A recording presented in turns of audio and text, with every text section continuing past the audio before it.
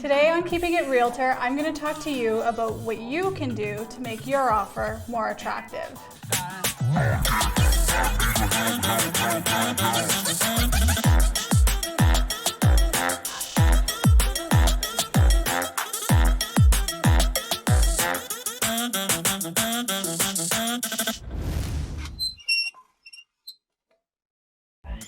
Hi, I'm Agent Jen with the Jennifer Queen team and RE/MAX Professionals, and for today's Keeping It Realtor, I drew what can I do to make my offer more attractive. So put 60 seconds on the clock and here we go.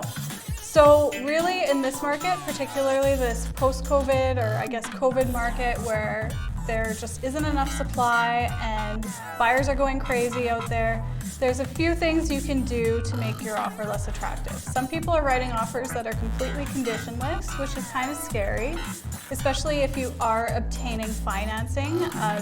It's kind of iffy. If you want to talk to your mortgage broker or banker, that's something you'd want to consult with them, see if it's possible to write your offer without that condition. But honestly, if they sound hesitant at all, don't do it. One other thing that people are doing, in the past we would have home inspections, right? But now it's a little bit trickier because if you have more conditions in your offer, people are less likely to accept your offer. So what people have been doing is a pre-inspection, which is a home inspection prior to submitting their offer, so that you've had that benefit of the home inspection without having to write it as a condition in your offer. Those are two things you can do. There's many more, but I'm out of time. We plan on putting out a lot of content this year, so if you like what you've seen today, please feel free to like our channel and hit that subscribe button.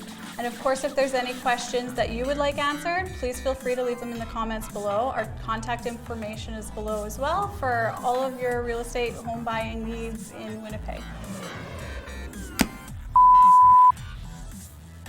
Got it, okay. Actually, no, let me read my question again.